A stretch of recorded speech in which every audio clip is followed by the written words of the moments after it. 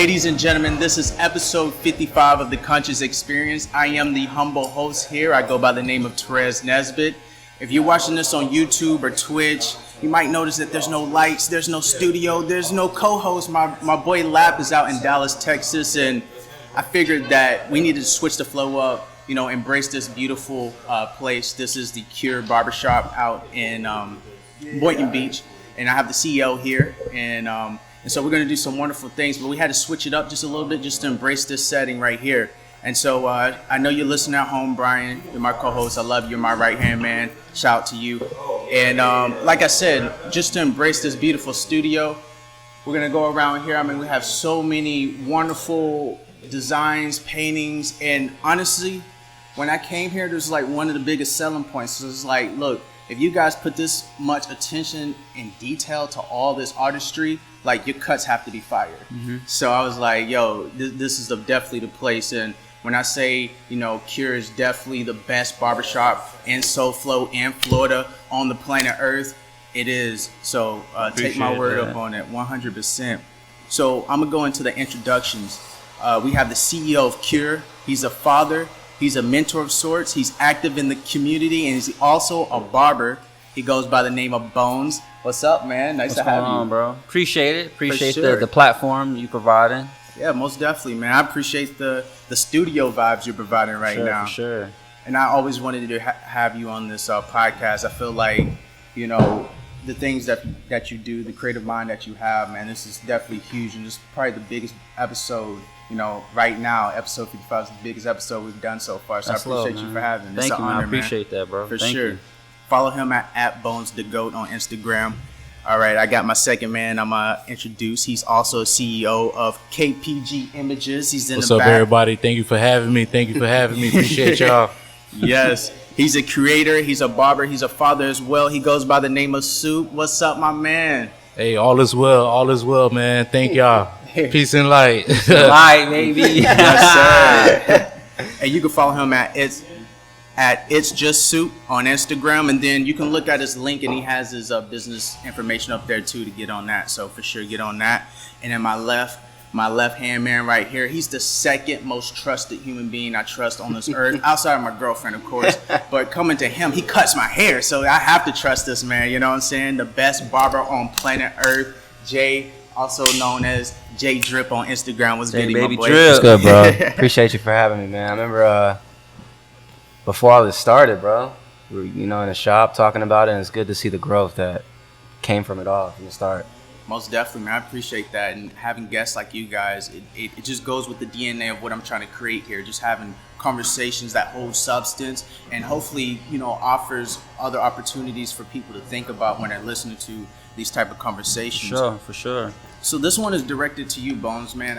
When I have entrepreneurs on the podcast, I always like to understand the DNA and the breakdown of their creative drive and the meaning behind things. So I actually want to know, what's the meaning behind the business name QURE? So the meaning behind the business name, first of all, I never wanted a barbershop that had the name like Bones Barbershop or like Crazy Fades. I wanted the brand to be able to supersede the barber industry, you know? So the name is obviously QURE, kind of a spin on the word is CURE, but I just did it with a Q just for marketing reasons. It makes it pop more. But QURE goes down to the term used by a blacksmith when they get a raw piece of iron or metal. When it's brought in initially, it's beat up. Sometimes it's rusted, in different pieces. And the process that they have to take it through is called curing the iron. You have to put it through the fire. You have to polish it, to cool it. You have to bend it, and to get it to that perfected form. And in order for it to be at that perfected stage, that QURE stage, it has to go through a process of being uncomfortable. And I kind of applied that to everything in life, where in order for us to become our cured versions of ourselves, we have to go through the process and embrace the fire that comes with it. And it can even be applied to haircuts. People come in here with a messed up haircut. It's our job to cure their haircut, to make sure that when they walk out the door, they leave looking better than what they came in, physically and emotionally. As you can tell, whenever you come in here, it's always uplifting conversations. Me personally, I know that all the barbers, we sit and we talk with our clients about real life stuff. You know what I'm saying? It's not like, hey, what do you want to get today?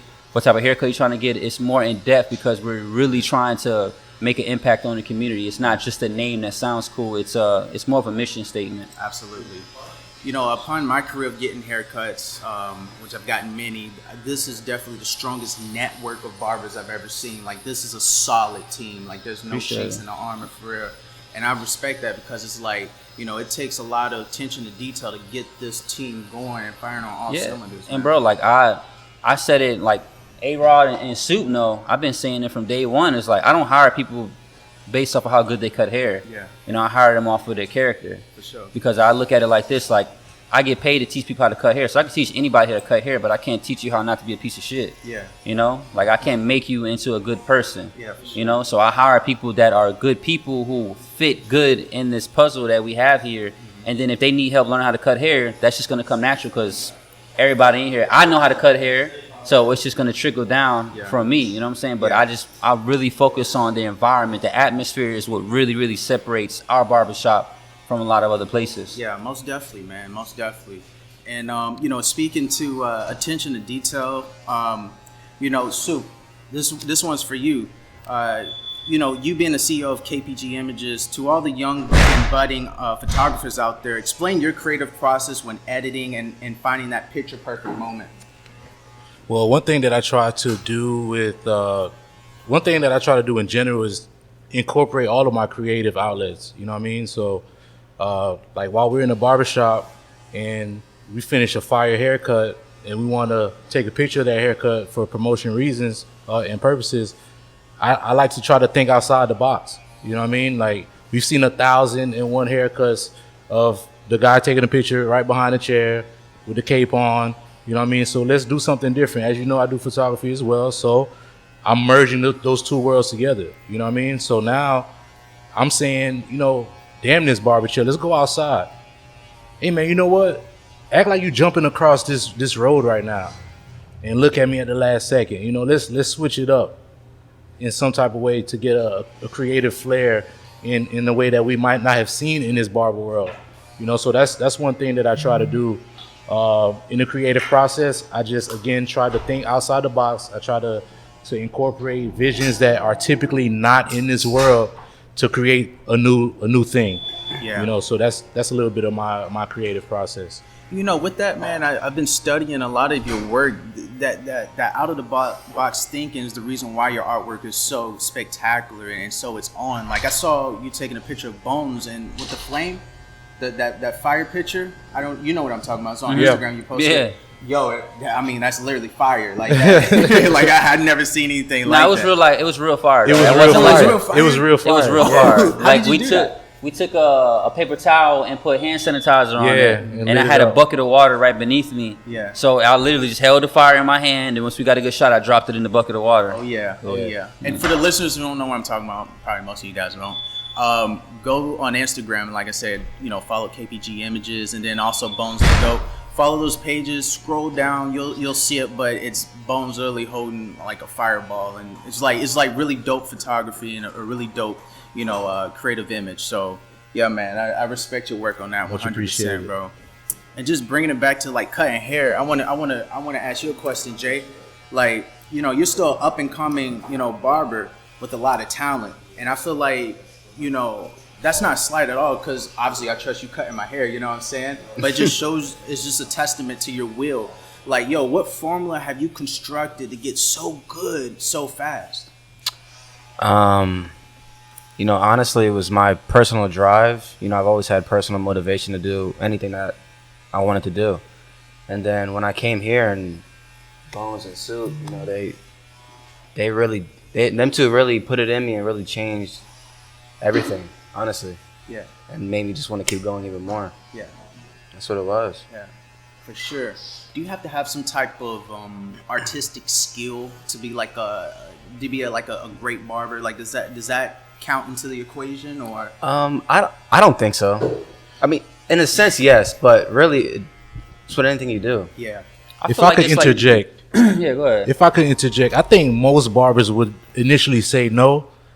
But realistically, we're scientists.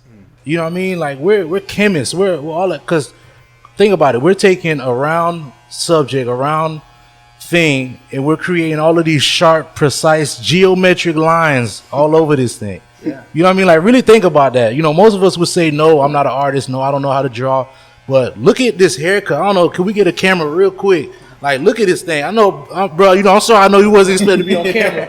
We're not focused on you. We focused on the haircut. Yeah. All right? So, but look at the sharp lines on this thing. Like, this takes precision to do this. So, in my opinion, all barbers have some type of artistic flow in them. Like, realistically, in my opinion, at least. And it's like you can go to school. I mean, I feel like you do have to have the gift, personally, because you look at it like this, is like, there's some people, I'll break it down to like with boxing, all right? There's some boxers, there's some people that'll go to the gym and train for years, you know what I'm saying? And then there'll be a guy that'll walk in there that just has that natural talent, that's just a dog. Yeah. That's what, or John Jones, his first fight in the UFC, he was only training MMA for 9 months, and at 21, he was a world champ. Yeah. Yep. You know, so some people genuinely have that gift, but that's not a spite on to say like that they shouldn't work hard. That if you don't have that same type of that Raw creative talent. side, to just quit. Gotcha. I'm not saying that, Yeah. but I'm not gonna be ignorant to the fact that there are people out there that just started and they picked that junk up Gotcha. real quick. Like there's Yeah. a kid, Vic Blends. Okay. This Nasty. kid's 21, 22 years old, but he's only been cutting hair for like 3 years, Yeah. and he's one of the Nasty. best barbers in the industry. Yeah. But what separates him from a lot of other people is that boy works harder than probably everybody in the industry Yeah. as far as marketing and constantly trying to figure out ways to grow. So when you take having that talent, that natural gift, and then you add that hard work to it, it's like what Will Smith said, hard work beats talent all the time. All the time. You know what I'm saying? But then when you have both of those aspects and you put it together, then you get a beast. Yeah. But you definitely, it does help a lot to have that eye for it at first. Got you. I know a lot of young people listen to the show. When I look at the demographic, I see from 20 to 28, like most of those people in that age range are listening to the show. And so, you know, there's probably a lot of people, young people, who are like looking and wanting to get into the barber game. Yeah. What are some tips that you would recommend, you know, to someone who wants to be, you know, a barber, but then also one day own their own business? Well, sure. I think Justin, he can answer that one. As far as like the getting into it, because Yeah. I've been cutting for 13 years. He's more fresh Got you. in it than I am. You're saying just getting into it as in what can be done to get into Yeah, it? yeah. Like, what's the entry point? Like, how do you become, you know, a professional? Well, shit, bro. I feel like we all have almost the same story, you know, cutting in the garage or cutting on the patio, whatever it is. And then from there, it evolves into you getting serious about it and getting your license, and then just going from there, going to the shop and wherever you want to take it from there, honestly. Gotcha. And then, yeah, that's really it. I think like just getting into it, the biggest thing that you have to understand is you're going to fuck up. yeah. Like, you're not going to walk in and be doing haircuts like us. It's going to happen. And that's with anything new that you start in life. You're not going to be good at it at first. Yeah. But understanding that there has to be a process that needs to take place in order for you to get from A to Z. Gotcha. You can't just jump in there and then work a couple of days and then skip. That's what's like messed up with the young barbers now, is that they see the glitz and the glamour of, you know, of barbers who have done a lot of stuff that I do, and they're like, shoot, I want to do that. But they don't also know, I mean, I've been cutting for 13 years. Yeah.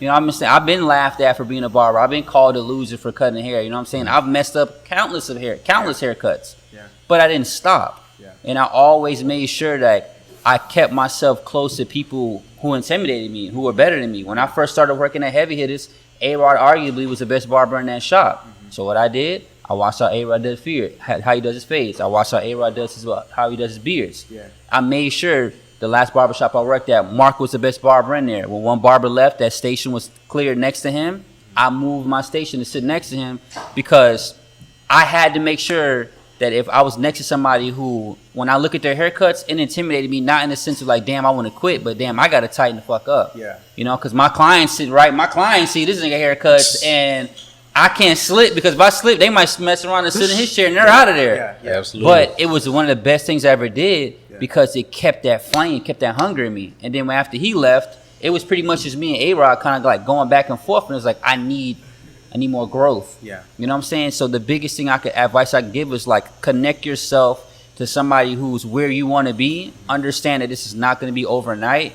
And constantly set new goals. Yeah. Even if it's just little things weekly, you know, small goals adding to big accomplishments. Yeah. you know. Yeah, most definitely.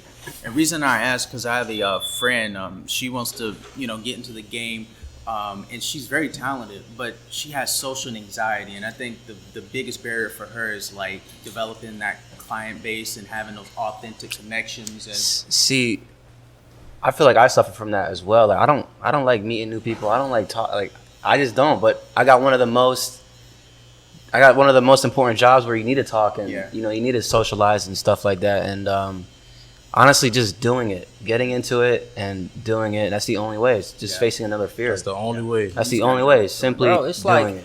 dog, You just gotta jump in. You gotta jump in. You You gotta 100%. jump in that thing. You gotta really jump in gotta that deep conquer end. that fear. Because what saves a lot of garbage barbers is their customer service. Gotcha. Look, I'm happy you said that because I was about to hit exactly on Yeah. that. When I first got in the game, I was not that tight. But I had clientele. Manny could vouch for me. Like I was booked, you know what I mean? But I was booked because I was providing a great service. Yeah. I'm providing you great conversation. I'm selling you products that you really need, for whatever your ailments may be. I'm not just pushing stuff on you because I'm selling. Like whatever you really need, I got it. Yeah. I was really they started clowning me, calling me one stop. Because I got everything you need. You know what I'm saying? The haircuts, they wasn't that tight. I'll be the first to admit that. But I knew that. I acknowledged that. And I said, all right, let me focus on my strengths.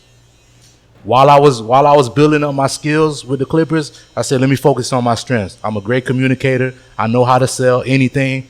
Let me focus on those things. Yeah. You know what I mean? So if you want to be a barber, whether you're shy or you deal with anxiety, these are things that I've dealt with in the past as well, and still to this day at times. You have to be able to conquer those fears, because if you don't, you'll always be thinking what if, and you'll always be sitting in the shoulda, coulda, wouldas. And it's not that you're just gonna wake up one day and it's gonna be gone. You're not. No. And when you finally do it, you feel great. Yeah. You feel amazing. You feel amazing that you finally overcame that. You're like, oh, It wasn't even that bad. Exactly. That's what you're saying in there. Like, damn, that wasn't even that bad. I should have been did this. Yeah. So again, to double back to the original question, like, to if we could tell any, someone trying to get into the game, anybody thinking about it, look, don't think any longer, because you're wasting time. Mm-hmm. So you got to get in there and just do it. Like Nike said it best, just do it. That's like that quote that Les Brown says, bro. I say all the time, bro. You don't have to be great to start, but you have to start to be great. I'm telling you. So Yeah. You got to jump in that deep end, man. There ain't no shortcuts, bro. Yeah. There's no shortcuts. And if there is, you're it ain't gonna worth do it. it or you're not. Yeah. Period, bro. For sure. And that's Jules from the OGs, man. I tell you that. Jeff Bezos is the CEO of Amazon, of course, one of the most wealthiest men on the planet. The thing that he strives for is customer service. That's the number one rule, customer service. So it's good that you guys brought that up. Bro, look at Chick-fil-A. Yeah. These niggas is closed on Sundays. Yeah. And they make more money than everybody. Yeah. Why? Because their customer service, their menu for the worst part is pretty whack. It's simple. Nah, don't disrespect them like It's that. simple. I'm not saying the food's not good, but as far as variety Ain't nothing goes, wrong the with variety doesn't Chick- compare to Chick-fil-A is McDonald's or perfect. Burger King, bro. McDonald's and Burger King. Burger King got tacos. You know what I'm saying?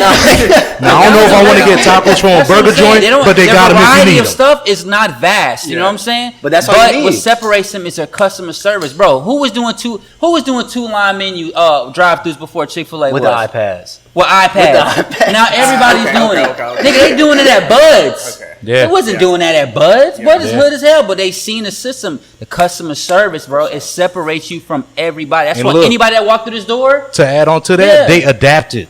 yes. They adapted quickly. Yeah. Yes, bro. Yeah, very well. That customer service, dog, it hits different, bro. I never forget. I was my dad was cutting hair because my father's a barber. Well, was a barber.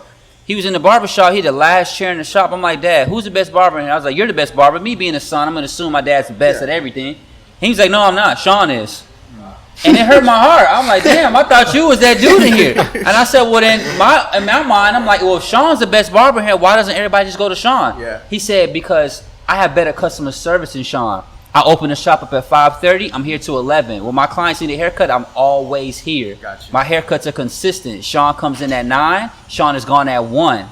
He makes a lot of money, but he doesn't have a lot of clientele because I'm always here. So Sean may do a better fade than me, but my clients know when I need to get a haircut, Greg gonna be there. Got you. Yeah, absolutely.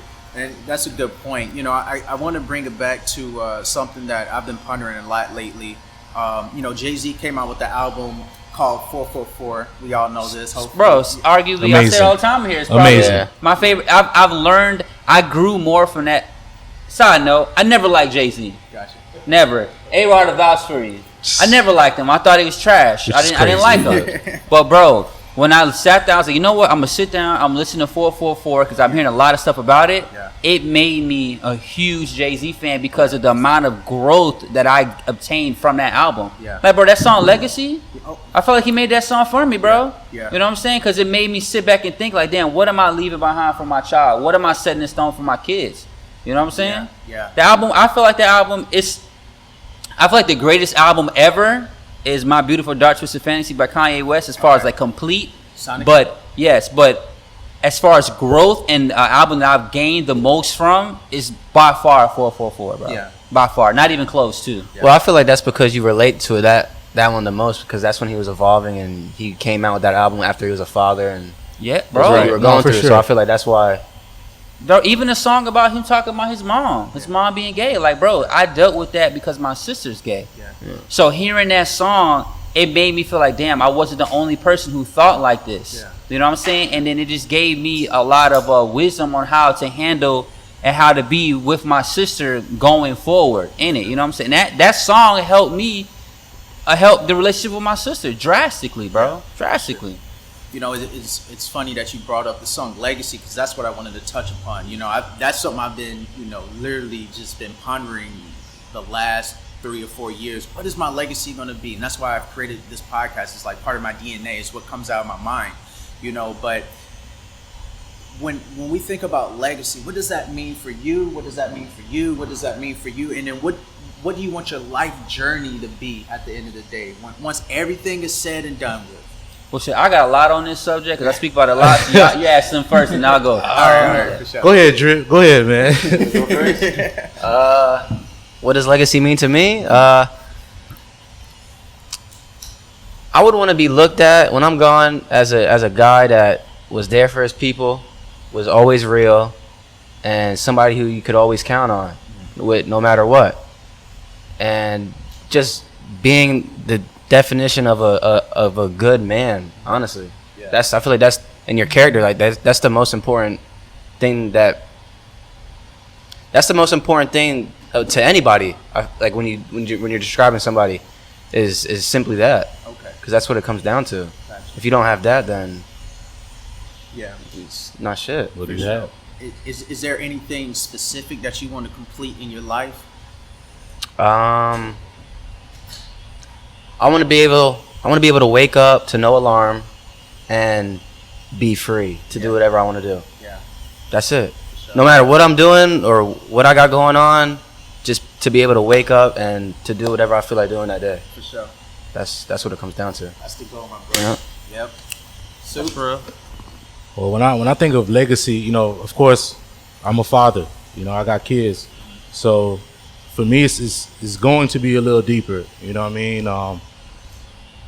Man, when I think about my legacy, I'm really thinking about when I think about how will people perceive Supe after I'm gone. I want people to see me and know that I was the encourager for the masses. I want people to know that, you know, as Drip said, they could always count on me in some facet. You know what I mean? Like whether it's not physically, mentally, spiritually, emotionally.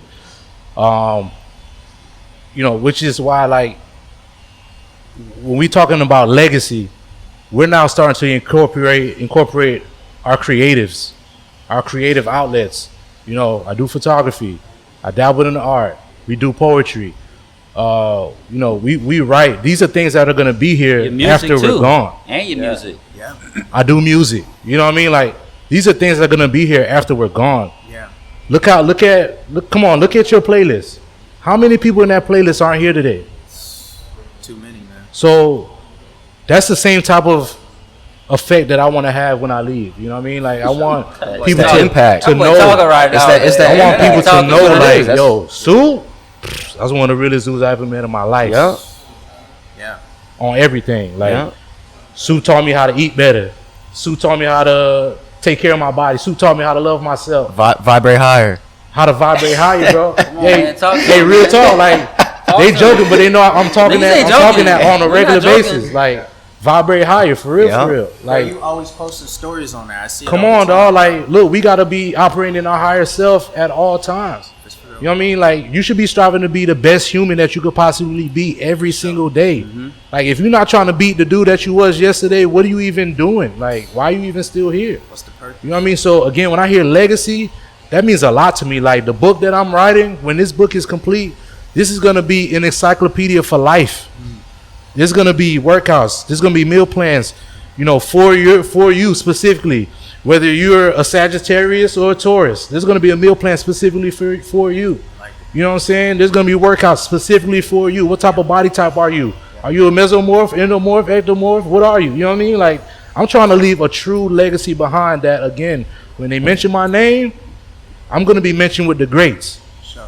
cause I'm great, For sure. Straight up. and y'all are great too. Like y'all should know that y'all are great too. Yeah. But a lot of people don't know that because they don't love themselves. Yeah. You know what I mean? Like everything, all of this, the crime, the hate, you know, everything going on in the world, everything could be abolished through love. Yeah.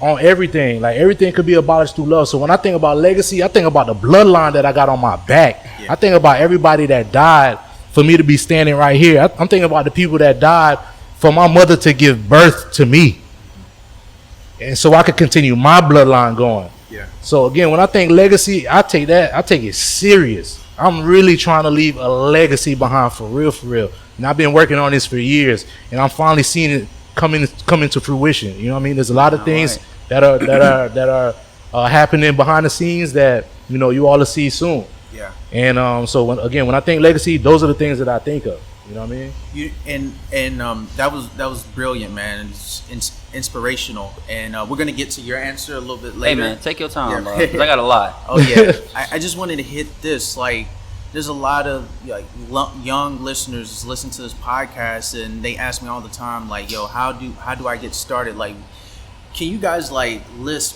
what are the variables in society that's preventing us to see our greatness? You know what I'm saying? Like, what do we get caught up on? It's that feeling back to earlier is being uncomfortable. Nobody likes to be in an uncomfortable situation, but unfortunately, that's what has to be done for that to become something. You know? Discomfort is a byproduct of growth. Yeah.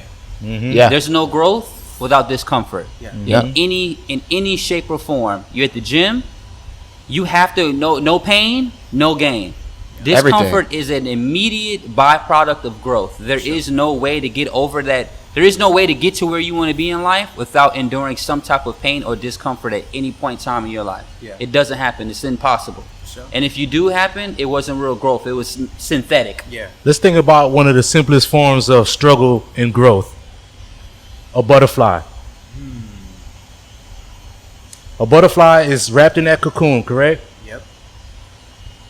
If we were to see a butterfly struggling to get out that cocoon to then transform into that butterfly, we would think to ourselves, damn, this dude is struggling. Let me cut this cocoon to help this dude out. That's the worst thing you could do. That's the worst thing you can do.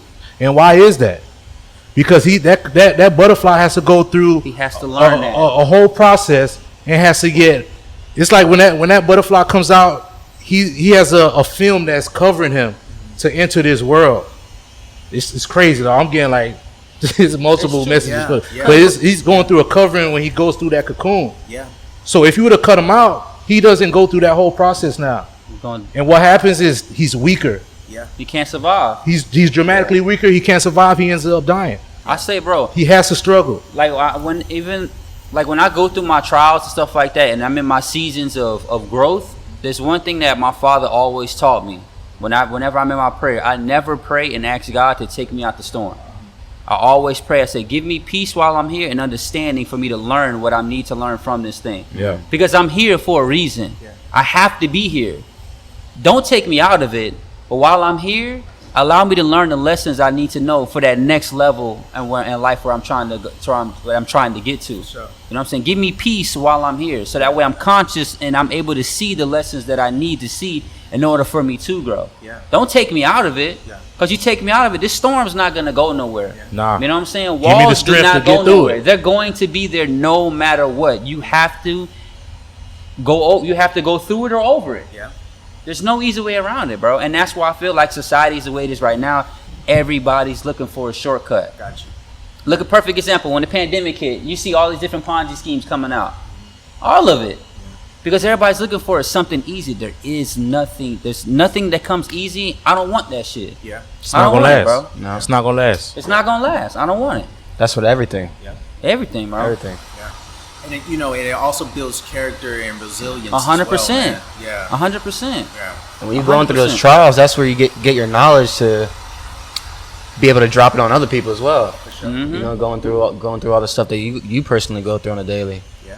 Like, bro, I be talking about it. Like, when I go and I speak and stuff like that, I tell people all the time, it's like, there's this big misconception that a wall or a struggle that we go through in life is put there to destroy us. And it's not. A wall is simply it's just confirmation that as good as you think you are right now in life, you're supposed to be better. Yeah. That's it. Because what happens when you overcome that wall? You're smarter, you're stronger, you're more wise, you have more knowledge. It's confirmation. So when a test comes my way, at first my human side, like my flesh, gets discouraged because I know that there's gonna be a new.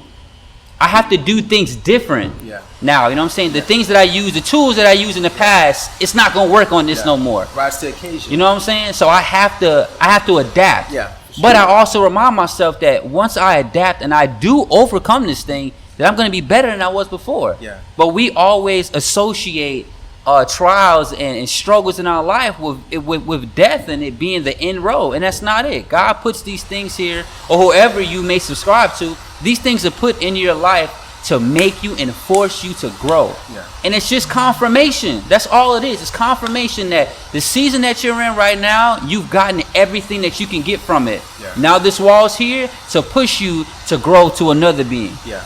Yeah. Going back to legacy, what do you see in your legacy? Cool. Yeah. So, the legacy aspect for me, that is the most important thing for me in my life. The most important, like, just like how Supe is, the way he feels about it, I feel the same way.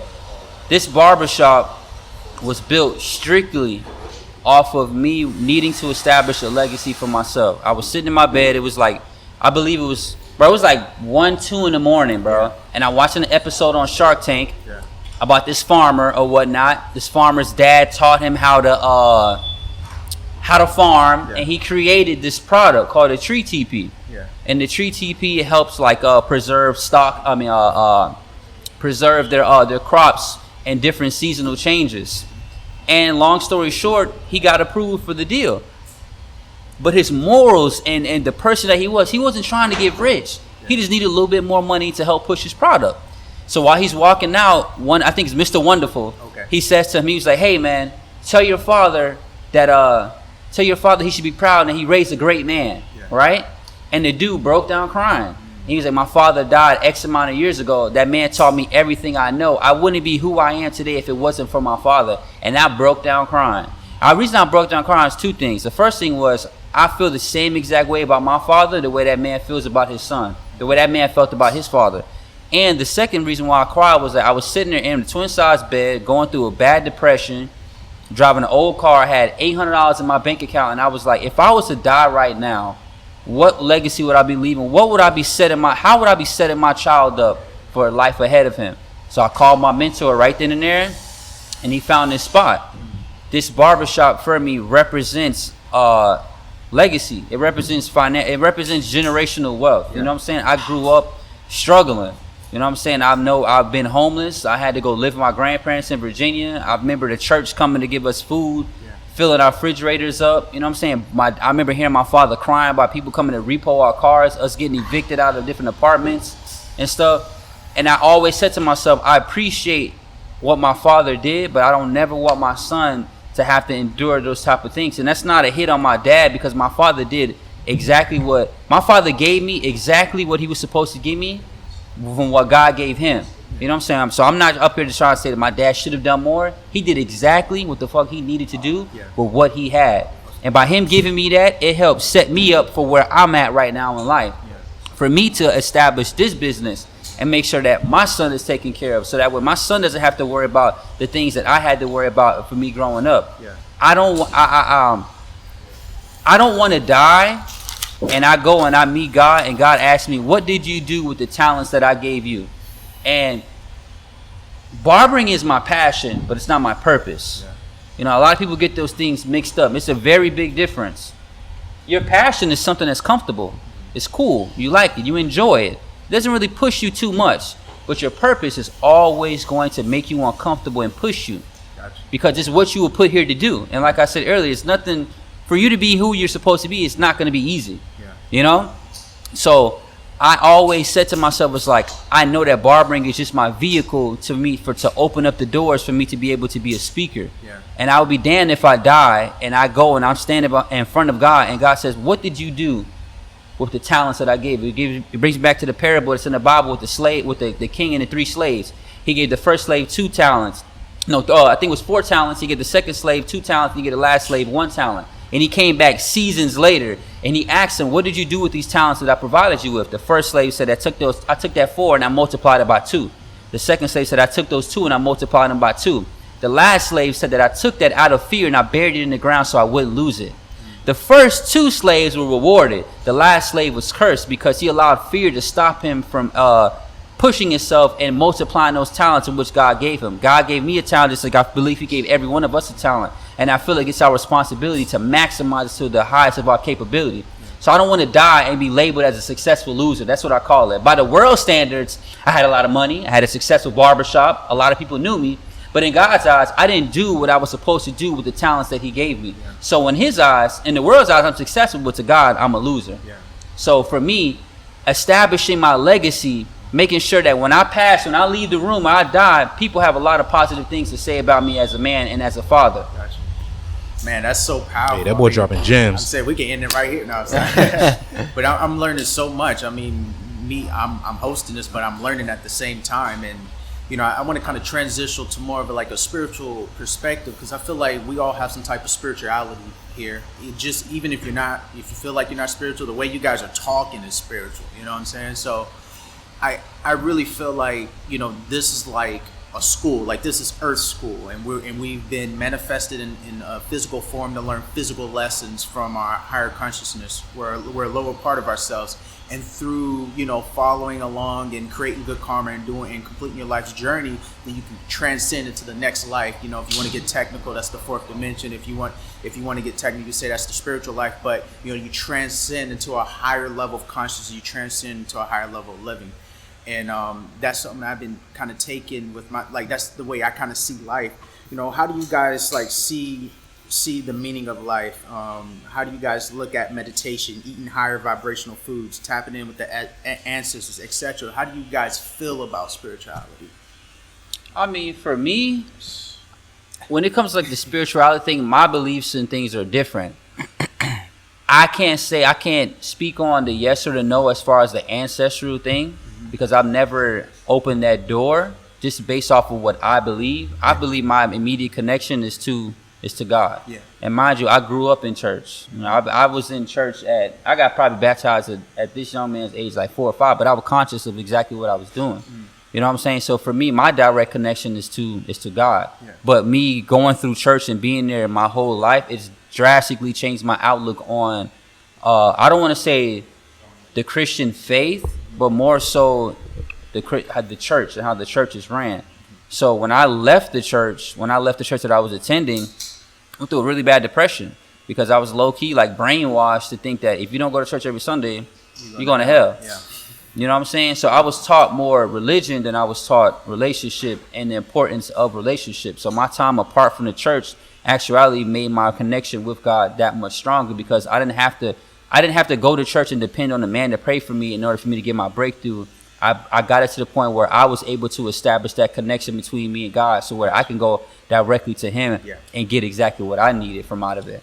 But if you say like our purpose in life, There's a quote that Les Brown says, "Giving is the rent that we pay for the space that we take up on Earth," and I'm a firm believer of that. You know, I don't feel like, for me, I don't really, you know, I would love to have money, but I just want to be happy. I want to bring change. Like, again, I want to create a legacy. I want to help change people's lives. You know what I'm saying? If money follows that, cool. Any of my friends know I'm always a person that I'll get my shirt off my back for my people that I care about, because I understand that community, relationships is what's important in life, not money. Yeah. You know what I'm saying? My father just told me the other day, he said, "Corey, you can have $0 in your bank account, but you will never be broke because of the relationships that you establish over your lifetime." Yeah.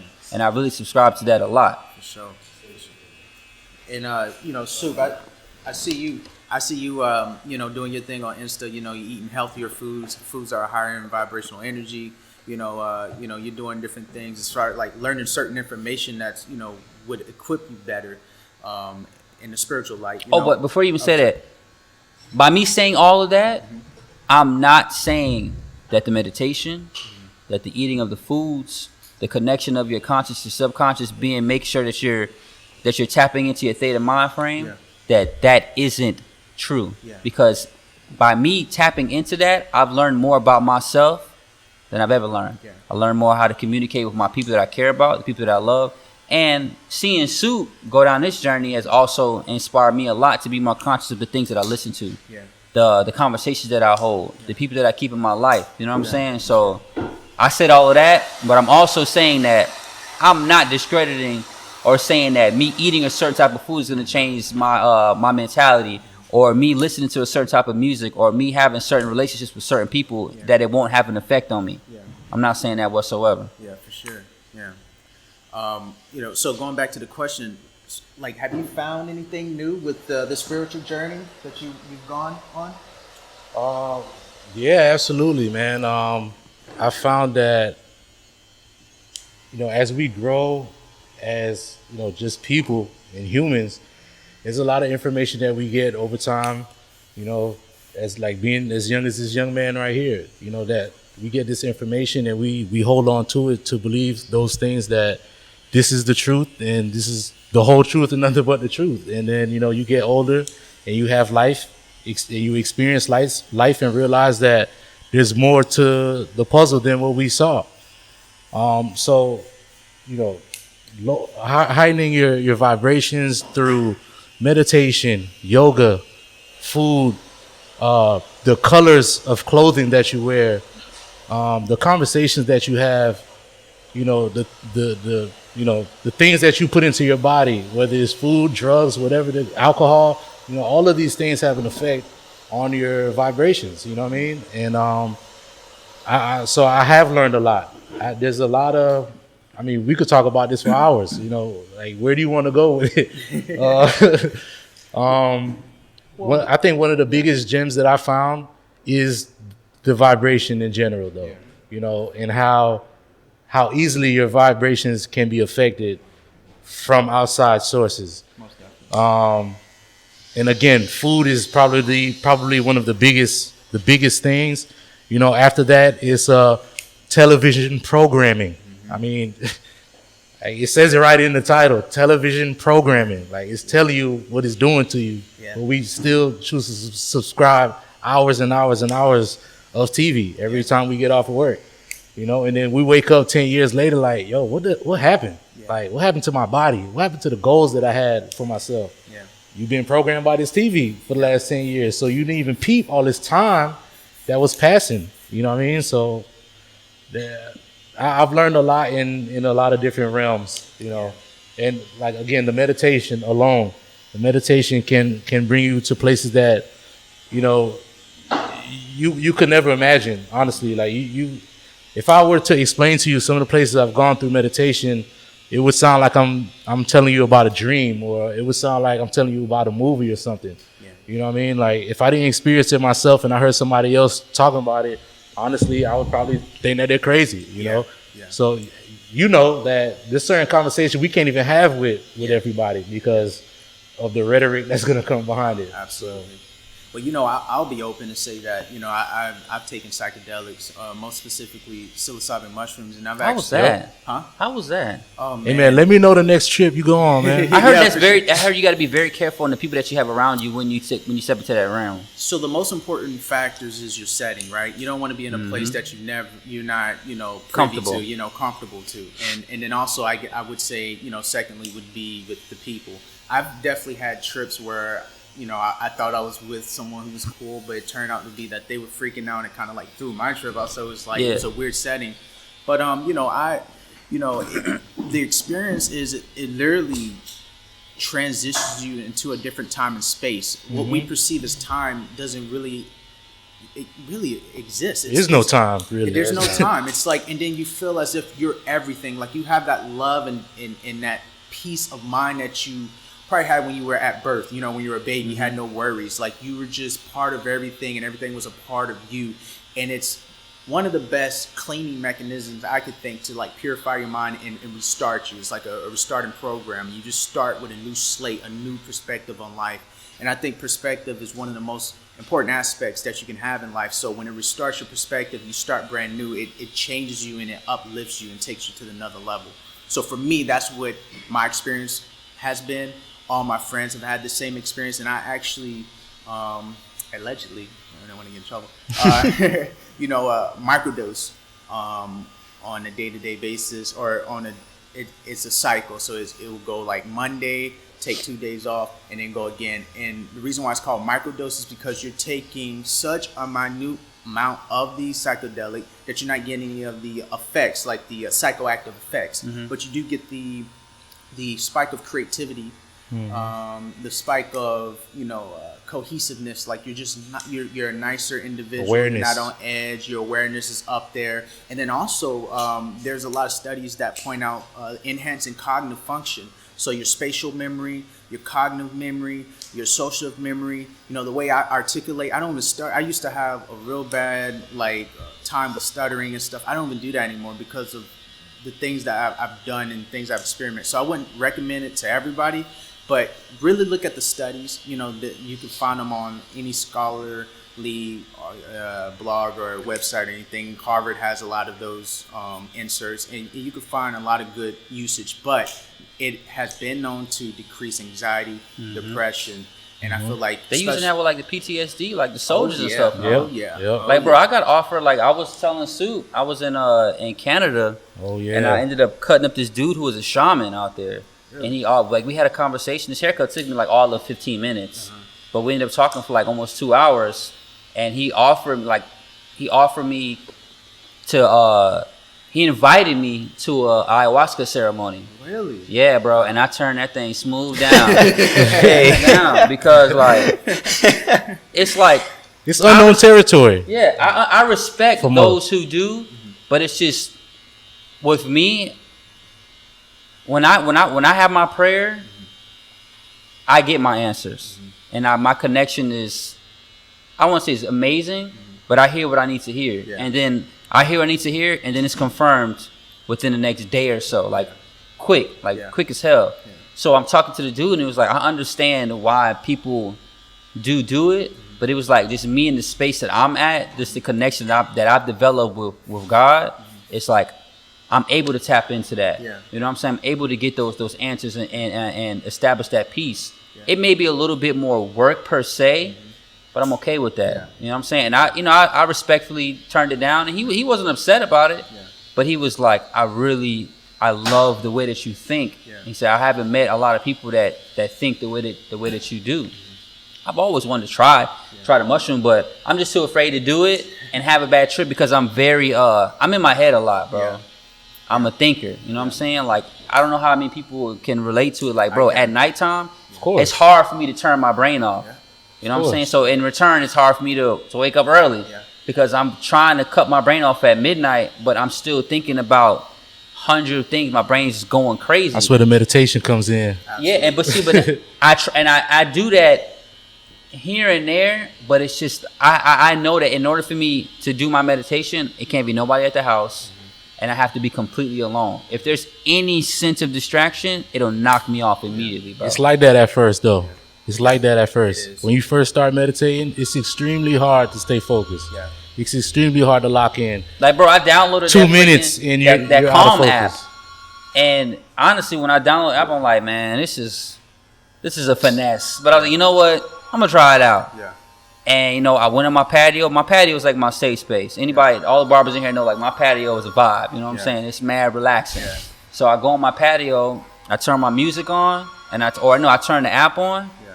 And I just made myself just kind of like clear my thoughts. And it's not clearing my thoughts to just be empty minded. I clear my thoughts in order for me to get into my prayer. I use my meditation to kind of like kickstart my prayer. You know what I'm saying? And then when I throws it into it, it just flows. You know what I'm saying? And it's a lot of times I'll be out there and I'll be sitting, I'll have my meditation. Sometimes it'll be like I'm excited, like internally, and a lot of times I'll break down and cry. Yeah. You know what I'm saying? Or I have my prayer coming to work. I'll have my worship on. Yeah. A lot of times I'll be driving to work and I'll be crying. And sometimes I'll sit in my car and I clean my face up. Yeah. But I like that because it's like my spirit man is getting his release. Yeah. You know what I'm saying? I can feel like when my spirit man, I can tell my spirit man is backed up. Yeah. Cause I'll go on YouTube and I'll see a video of what was it? I was watching a video where this little boy got like a hearing aid for the first time. I seen that. And they turned it on. You cried too, huh? He broke down crying. Yeah. And it was emotional. Yeah. And normally I would be straight. But I broke down crying. Yeah. But I noticed the thing about it was like, it didn't make me feel less of a man. It made me feel more connected to who I am Yeah. as a person. You know what I'm saying? Like I watched the Mulan movie and broke down crying watching that movie. Fire Bro. It's as a Disney well. movie, bro. Fire as well. It's a great movie. But I broke down crying Hey, watching the room movie. definitely got dusty on You know that. what I'm saying? I broke down crying because, like, bro, like I'm able to get that connection between me and my spirit, man. You know what I'm saying? And really, really understand. Like I can feel. I don't know about anybody else, but I can feel when my spirit man's heavy. Yeah. I can really, really, really feel, and I know, like, hey, you know what? Like I was in my room, I was in the bathroom a couple weeks ago, and I'm sitting down and I'm watching these videos, and then for like 45 minutes, my girl's like, hello. We're out here waiting for you. And I was like, I just need to cry. Yeah. And she's like, is anything wrong? I said, there's nothing wrong. I just need to cry. Yeah. And I sat there and I kept watching these videos, and I stopped watching videos and I just got into my prayer. I cried, and I went out. I hugged my son, cried again, then I was good. Yeah. But I just feel like the meditation thing, it definitely helps because we carry so much stuff on a day-to-day basis. Yeah. And it's hard. I feel like it's harder for men to get that release. Yeah. You know what I'm saying? And that's one thing my father always taught me. He was like, it don't make you less of a man to cry. It makes you more of a man that you don't have a problem with people seeing you cry. Yeah. Because you crying, you're healing. Your spirit man is healing itself. You know, it's recharging, like what y'all would say. Yeah. Yeah, not showing feelings is not being real. Straight up. Nothing cool about that. Yeah. Yeah. Straight up, bro. Yeah. But that's what we've been taught for the Especially longest. as men. Yes. Yeah. Yeah. It's Especially and even out, and to take it a step further, especially as black men Exactly. Yeah. or minorities, Yeah. in a sense. Yeah. We're taught that you crying, like if you look at white dudes You're gonna be cry, soft. nobody says nothing. Oh my God, he's in touch with his emotional side. He's so strong. Yeah. You see a minority, a black man cry, that nigga a hoe. he a man. bitch. It's Yeah. a bad thing. Yeah, It's a bad soft. thing. What's that nigga soft as hell? He Yeah. crying? What's this nigga crying for? Me, bro? Anybody here tell you? I don't give a damn. Yeah. I do not, bro. I done been up in front of 500-600 people in another country sharing my story, broke down crying on stage. Hey. 'Cause I don't care because I know, like what Justin was saying earlier, is like we don't go through stuff for ourselves. Yeah. They say it in the church all the time. We overcome by each other's testimony. Exactly. I'm not going through what I'm going through to keep it to myself. That's selfish. Yeah. My father always used the analogy. He's like, imagine you walking into a prison. You see all your friends behind bars. You have the keys to help them get out of it, and you walk right by them. Yeah. That's selfish. You know what I'm saying? If I go through something and I overcame it and I see my boy going through the same thing, it's my responsibility to share that with him. Most definitely. Yeah, bro. That's another good thing that you need around you as well, is having them kind of people. Yeah. Because those kind of people are the ones that are, gonna elevate you and push you to that next step to where you need to go. That's a fact. Yeah. It's healthy too, man. You Hell don't want to yeah. just It be is. storing up No. shit, and never letting it go. That's how you develop like compulsive like disorders. You know, you try to Depression, everything. yeah, bro. you try to escape by doing something that's toxic for you. You gotta be willing to realize that you can be open. If you can't be open around the people, you're around the wrong people. You know what I'm saying? Straight up. Like, you have to have a network where you can open up to and express yourself in any type of way that you feel comfortable. That's just the only healthy option. We were just talking about that last week. How it's not good to be doing none of that. Yeah. You gotta be, bro. Transparency will get you very far in this world, and it will get the world a lot further. Like, bro, imagine if Bill Gates never showed anybody the stuff that he learned. He just kept it to himself. Like, hey, I'm gonna have the internet. Y'all niggas figure it out. You know what I'm saying? Imagine, like, real talk though. The world has gained or has grown because of men not being selfish and sharing the stuff that they went through and the experiences that they've had to help the greater good of mankind. Yeah. You know what I'm saying? Yeah, for sure. Yeah. That's why they always hear me talking about frequencies and vibrations. Yeah. How selfish would it be of me to have learned this knowledge that's been here for years that they've been keeping from us and not tell the people that I love and care about? Yeah. You know what I'm saying? Like, that's like you said, that's selfish. Yeah. You know what I mean? And one thing that I had to realize is that, I will keep sharing this knowledge, but everybody's time will come in perfect timing. Yeah. It's gonna click for everybody at a different timing because, like when Bonez was saying, he doesn't disregard the energy, frequency, and those things. Like saying that everything that you get through psychs and stuff like that, you get it through the Holy Spirit and believe in Jesus Christ and God and the church. I said those exact same things.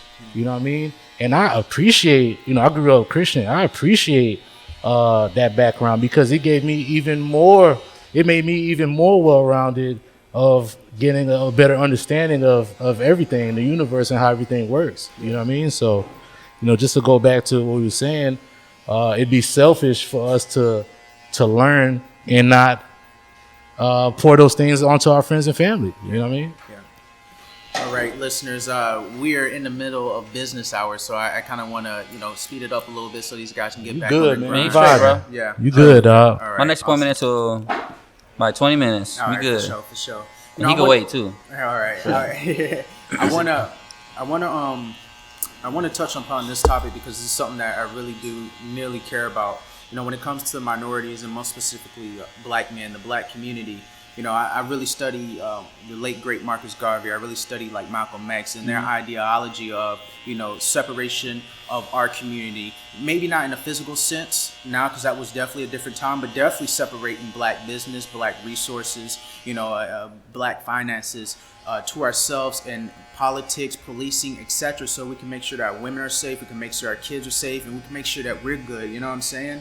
Like, do you guys think that we live in a time now where we could still go for that goal, or do you think the times now supersede that type of philosophy? Is it outdated in a sense? As far as like having our own community? Yeah, and having our own resources, and because America's a big melting pot. You obviously have people on the other side saying, hey, it doesn't need to be separate, it needs to be together type thing. You know what I'm saying? I have like I kind of have like mixed views. Yeah, because I feel like that's almost in a sense going backwards. When you want to colonize it like that, because that's how shit was before. We were trying to break away from that. So it's like, why? What good would come out of it going back? Let me play devil's advocate and also kind of clarify it. So like, not segregating in a physical sense, like all black people here and then pushing everybody else out. You're talking about us creating our own. Yeah, but like, gathering our power up and reallocating black businesses together so we have a strong network, we can communicate, we can influence our communities, you know what I'm saying? Actually have good, healthy-minded policing our people, making sure that our women are not getting beat up in the streets, making sure our kids are not getting beat up in the streets. Because at the end of the day, bro, I'm going to be real, man. The only person who's going to understand the black man's plight and struggle is another black individual. I think, best, you get what I'm saying? Yeah, I think it'd be 100%. amazing, if we did get back to that, but it's going to take a lot of hard work, a lot of perseverance, and above everything, it's going to take love. Again, everything goes back to love. Yeah. Because we've been programmed to hate ourselves. Yeah. We've been programmed. Yeah. We've been programmed to hate ourselves. All minorities been programmed to hate ourselves. So when we hate ourselves, you spread hate. You can't hate yourself and spread love. It's impossible. You can't do that. You know what I mean? So it really boils down to love. Once again, we have to spread love.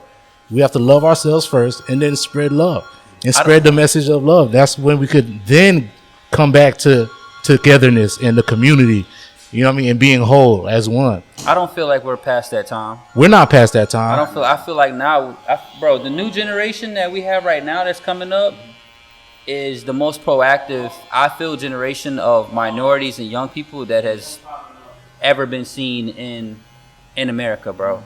Personally, and I feel like we definitely should be working together, but we have to be careful to the sense that we don't indulge in it so much that we do go back to the segregated times. You know what I'm saying? Because there's definitely a fine line to where it can get back to that. Yeah. You know what I'm saying? But I would definitely love to see a Black Wall Street again. Yeah, we did it already. And guess what? The question is the world ready to see? When we did it back then, they weren't ready, so they burned our shit down.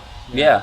You know what I mean? They burned Tulsa down. But we did it already. We can't use that anymore as a reason to not do it. No. Because, not at all. I'm not saying that's what you're saying. Yeah. But I'm saying we don't want to let that fear aspect come in. Like, damn, I don't want us to build all these schools, these banks, these stores, these business communities, and they get upset and burn it down. Yeah, but that's like anything, though. I mean, you go off.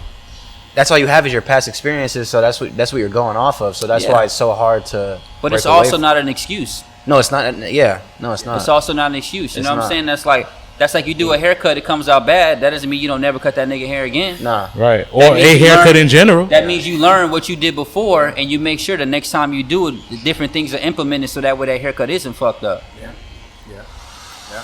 Man, we've said a lot of good things, and I think we hit a lot of strong topics. I'm really happy with where the conversation has went. I think the last thing I want to hit on is rap, because me and Jay, we be having like some very interesting conversations. Obviously, he's a Drake stan. I'm more of a Kendrick Lamar type of guy.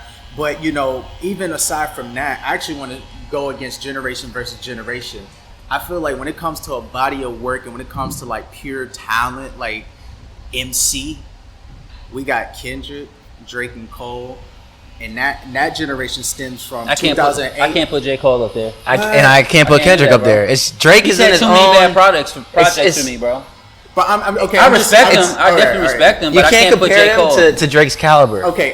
But I'm saying you can't. Let me finish. All right. So I'm saying that's that's the top three guys of our generation. Just mainstream. Just that's what people would say. And versus you got 1992 to 2006, which I think is like you guys' generation, where you got Jay-Z, crazy MCs. You got Eminem, you got guys like Lil Wayne, Kanye.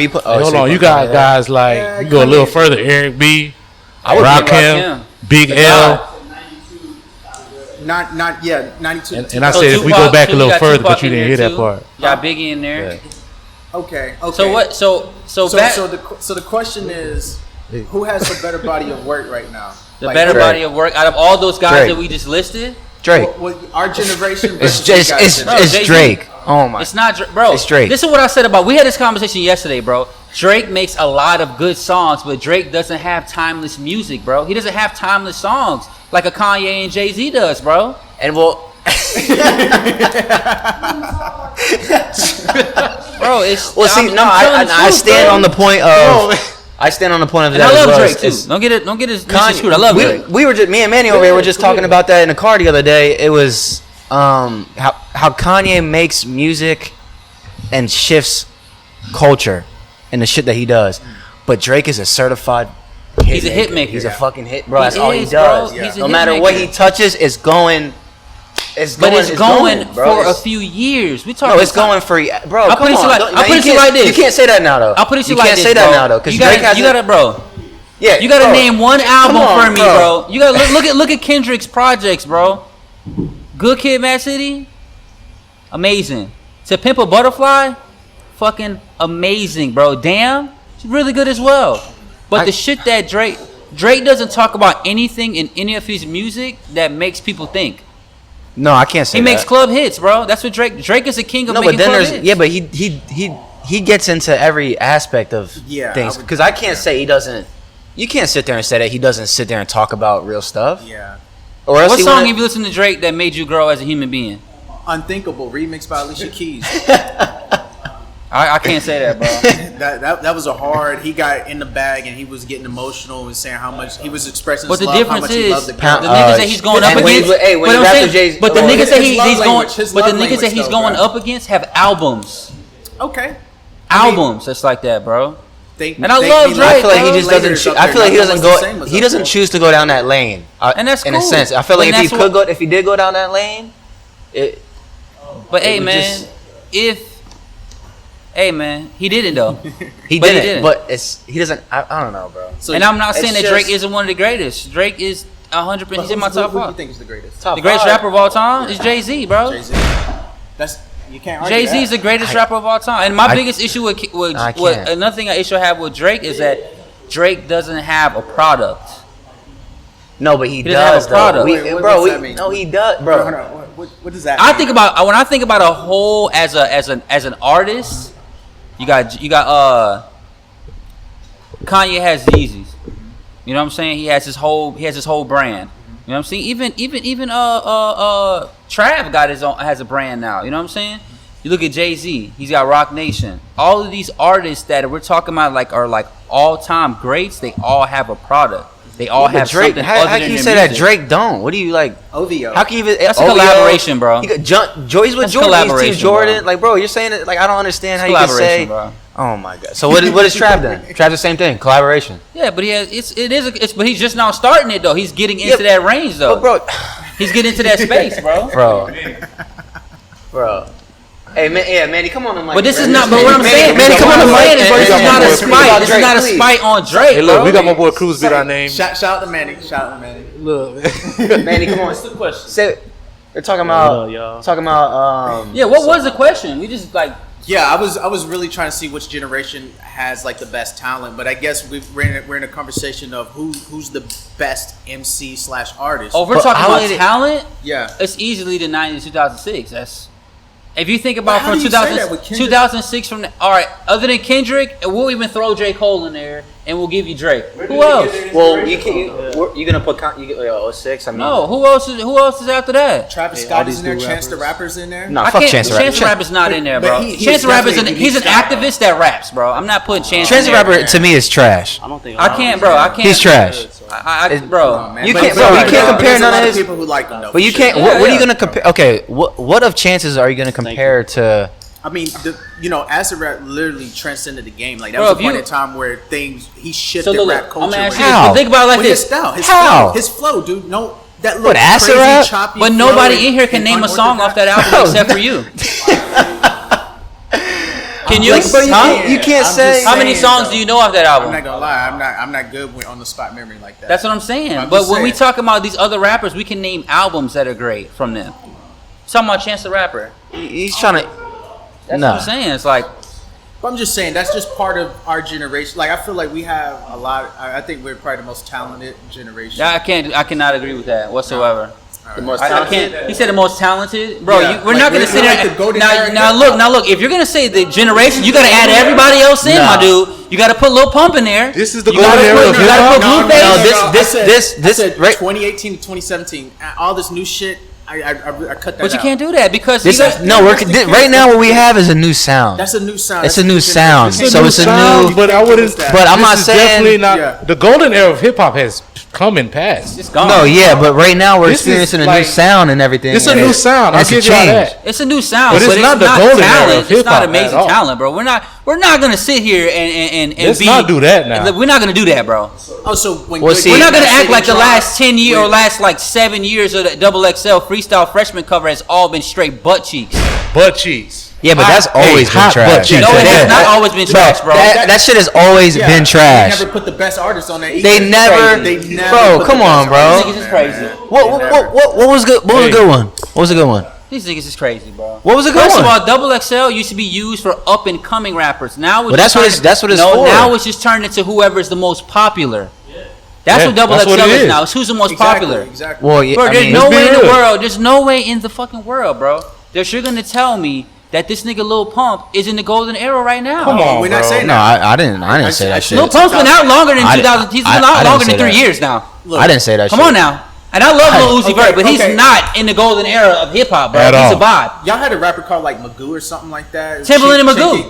Chinky or whatever. Like y'all had whack ass rappers. Yeah, but them too. niggas was And we- rapping, we- though. that- Yeah. They were But that's rapping. what I'm saying. Though. Now it's a different sound, so that it's And hard first of all, to. we're not gonna bro, it's disrespect hard Magoo. to- But it's hard to I mean, compare the two, Respect bro. Timbaland and Magoo, because Magoo was sliding. It's Everybody had that hat. he's bro. really a legend. Timbaland was Magoo was sliding. Okay. it's just a hard, Really it's a a hard legend. thing to compare, bro. All right, so Honestly, what about the women that rap right now? Meg be sliding. They're part of the. Megan Thee Stallion Meg- does not be sliding, bro. So Megan Thee Stallion. Meg be, hey dog, Meg be sliding. Megan Thee Stallion's a better rapper than Lauryn Hill. No, Do bro, we have I'm Rap not City? saying. Do I'm we just have saying Rap that Meg be City? sliding. That's all I'm Megan saying. Thee Stallion, she's better than Erykah Badu. No, Come on now. Y'all don't got the basement material. but they're not. But they're not the same, You though, hear me, bro. bros? They don't got the basement It's- material. It's not the same, though. Who's gonna get on the basement right now? Nobody, bro. Russ? Yeah, Russ could. You know who? Hey, Russ you know could, who and the that- real and that rap- bit was you know who fire. the real It was fire. stars of y'all generation is? The producers. The producers are the real stars. That's why But I'm producers saying are not selling majority. beats no more. They're leasing them. I don't. You know, I put Kendrick Lamar up against anybody. That, I would agree with that. you I will would not say. dispute that whatsoever. I will not dispute Kendrick Lamar being in that. And neither So will I he's do the with great- Drake so he's either. the greatest I rapper won't to do you. No, that with that's Drake the either. trump card, so they can't. Like, who could? Who can you say that's better than Kendrick Lamar? Jay-Z. Generation. Kanye West. I argue against that. And Kanye Kanye West. I argue West. against that. I argue against Wait a that. minute, you arguing against Kanye? Yeah. How? I'm more Pappy Mason than Pastor Mason, pacing back and forth with my thoughts racing. Like, come on, man, who's gonna beat that flow? Who's gonna beat bro. that tempo? Jay-Z. Like, come on. Hey bro. Wayne. Oh, don't forget about Wayne, bro. Don't forget about you. Can. All right, we heard Lil Hold Wayne on. on DNA. Manny, come on, hop on the mic. Yeah, Yeah, just sit right here. Just come sit right here. Yeah, you can skate right here, bro. I feel yeah. like he about to do a robbery. I don't think he Yeah. needs some black forces. That's it. Anyway, Lil Wayne had one of the most complex verses on Bloody Mary, on that his mixtape, Almost. We're almost the done. Dedication 6 Reloaded. Doing a great Okay. job. Now I can put that Lil Wayne, that's current Lil Wayne, because Okay. that came out a couple years ago, against any of these new rappers, even Kendrick. No. Lil Wayne's murdered that verse. Well, Lil Wayne is like bubblegum rap. Like, it sounds nice, but it's surface level. There's no complexity What? to that. I would And that's agree why- with that. And that's why How? he can't fuck with Kendrick Lamar. I would agree because Kendrick Lamar has the double difference between entendres. Kendrick and Wayne is content. Yeah, for sure. Kendrick, Lil Wayne will get on a beat and have crazy metaphors with absolutely no direction whatsoever with the fucking song. Yep. You're gonna be like, damn, That bitch be how did he sliding do though. that? Yep. But That it's bitch not be gonna be like, sliding damn, though. what he was saying, that shit hit Yeah. me, bro. Like, I'm not gonna like that little monologue Facts. that's at the end of Kendrick's album when he's talking to Tupac was fucking amazing, bro. Yeah. Amazing. Niggas don't think to do shit like that. Yeah. That's why I will never argue with anybody if they say that they believe that Kendrick Lamar is the greatest rapper of all time in their eyes, because I can't argue that. I would just say that the only reason I can't put him in mine is because his body of work doesn't compare to Jay-Z or Kanye West. How many Kendrick classics would be does better. Jay-Z have? Bro. Everything's probably. I feel What'd like you say? every album. Except for American Gangster. American That was not a Kendrick would be classic. better if he put out more music. He would. He don't put out more He doesn't put out music. enough music. I mean, Like, let's be real. had- That's probably the biggest argument why a lot of people say Biggie's not the best because he didn't put out enough music. Yeah. Did you see how many streams he had? He has 4. Biggie has 4? Oh, yeah. Oh, I'm sorry. I mean, if you want to count the Biggie duets, I guess. He was dead already. That shit don't count. Did you see I how don't many count streams that. Kendrick had this year? No, I didn't. Oh, he No, I didn't put didn't- anything out. He didn't put though. nothing out. He doesn't put nothing out since Damn. Don't That was forget what, Big L. 2017? Oh, Big- Big L. Big L was Oh, nigga, stupid. Big Pun. What? Big L, Big Pun. Them boys was ridiculous. Okay. Ridiculous, I bro. still have. Running New York. Bro, not for nothing. You can put LL in there too, bro. And Snoop. Okay, but then we have like guys who were also on that level rapping. 50, MC. and 50. Big Sean. Big Sean? Okay. I'm a big fan of Big Sean, bro. Alright. His last album to me was Oh man, see, amazing. Big Sean's last album is talking like about a nigga on it's there like talking? on some Jay-Z on 444. I mean, you can put Nip, you That's put why- Nipsey that's in there really- too. Nipsey for sure. No, That's Nipsey's really on in there that too. same level. Okay, he's Nipsey's music is trash. Nipsey, No, Nipsey's You not gotta listen to what trash. he's Nipsey's saying, bro. It's music what is he's trash. saying, bro. No, It's what not, he's saying. bro. It's not enough. It's not. I don't- We're talking Not about enough MC. music. Are we talking about MCs right now? Yeah. MCs with content. That's what we're talking about. MC content, and then let's throw artistry in there too, like as far as like body of work, like what is their catalog? All right, then all right. I will only put Nipsey in there just for his content of what he was trying to teach our people, or just not even our people, but just our generation, Yeah. on how to take your property back. I will put him in there from that aspect and for what he did for his community. Just like I said to your sister earlier, I'm not a fan of Chance the Rapper's music whatsoever. I'm a fan of him as a human being Right. Yeah. for what he does for his community. That's what made me a fan of Chance the Rapper. Solid Not his human. music. Not at all, bro. Okay. But, you know, y'all, if you're gonna take the good, y'all niggas gotta throw the bad in there too. Cause if you Y'all throwing out Chingy, I'll take Chingy compared to a little pump, my nigga, any day. Any day. Any day. The whole world Or a dancing. chameleon. Crazy. He had everybody. Yeah. I'll take Chameleon there too. But Hey, what is the but question? when that Gucci gang dropped, though, that bitch was all over. Even Jeezy. Yeah, Hey, Jeezy. when that on Gucci there. gang came out, hey man, you know when that Gucci gang came out, that bitch was all Jeezy's over. not- the beat was fire. You The got content was Wu-Tang. trash. You forgetting about Outkast? You talking Nigga, that about was a content, golden man. era, Come bro. on, dog. Come on, man. Goody Mob. 90s is definitely the golden You ain't say era. run. You ain't say run. Run Yeah, DMC. No, Run Method Man? DMC. That's Come on, bro. We Run talking DMC about the It's 80s? 80s. what? The Method Man in them? That's not the 80s. No. Oh, Run DMC. oh, that's not. I'm not putting them niggas in there. That was The late 90s 80s. is definitely If the I'm golden if we're putting the era. 80s, the best rapper in the 80s for me is Rakim. They call the nigga the god for a reason, bro. Rakim is fire. But see, now the sound is different though, bro. So I feel like it's so hard to compare what we have now But to bro, back that's what, then. listen is to what you because said. The sound is different. it's different. That's why we're not listening to rappers that are rapping like that no more. That's what I'm saying. remember The we the was rock talking stars about it. of Yeah. y'all generation are your producers, bro. Yes. It's the 100%. producers. That's why producers don't sell beats no more. They lease them.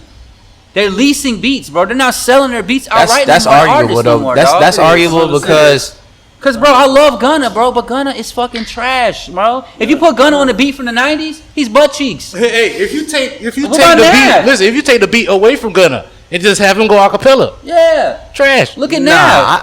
Trash. Same thing. They're not Nav rapping is about reliant on his beats, bro, because he But rides on a beat. Bro. Okay, but they're rapping about the shit. I feel like now they're rapping about nothing. they're rapping Justin. about shit that they feel like it's supposed to be rapped about. Nah, see, But no, and that's you the see, problem. that's the problem. It's And that's monkey the see, problem. monkey do. There's But nobody what I'm that's saying. original. That's what I'm saying. I feel like now a lot of these little whack ass rappers bro, are rapping you about. but look at the rappers from the 90s and early 2000s. Nobody sound like Kanye. Nobody sound like 50. Nobody sound like Jay-Z. Nobody sound like Biggie. Nobody Come sound on, like everybody Pun. had their Nobody own sounded like sound. Outkast. Nobody sound like Wu-Tang.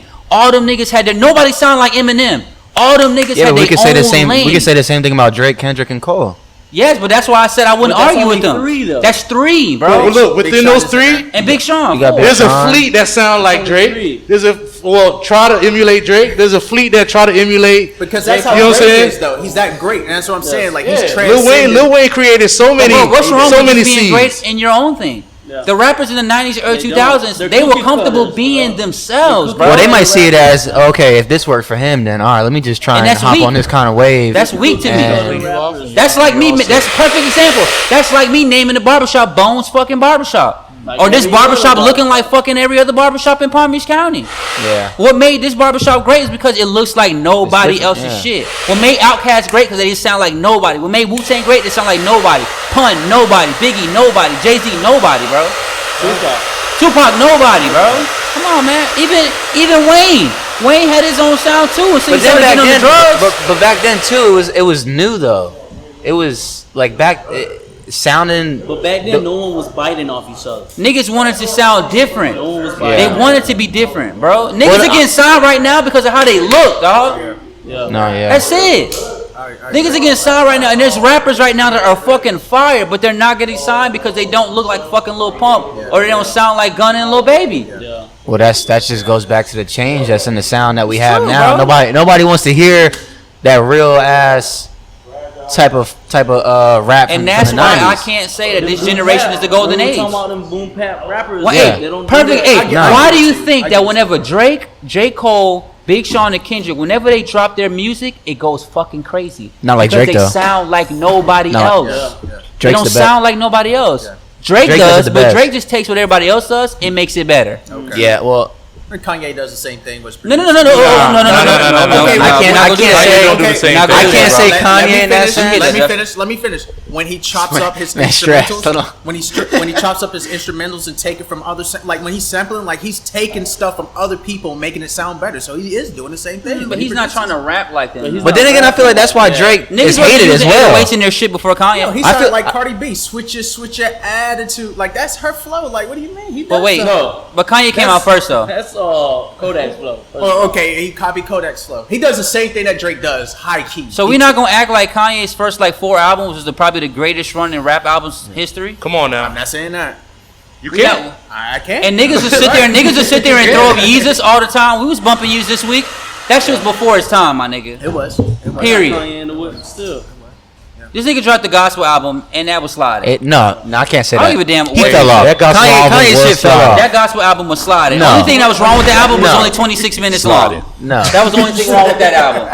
That was the only thing wrong with it. Oh man. Brandon, what do you think? I like 808s and Heartbreak. 808 and Heartbreak. 808s and Heartbreak. You gotta forget Lil Baby.